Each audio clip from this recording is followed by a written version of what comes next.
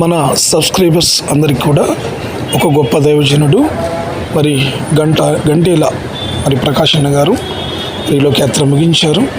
మరి వారిని సందర్శించి మరి వారి భౌతిక కాయాన్ని సబ్స్క్రైబర్స్ అన్న మీ అందరూ కూడా చూసే విధంగా మరి వీడియో తీసి పెట్టడం జరుగుతుంది.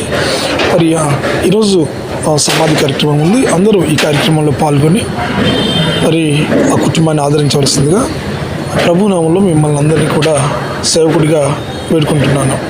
ఒక గొప్ప దైవజనుడిని మరి క్రైస్తవ లోకం కోల్పోయిందని చెప్పాలి.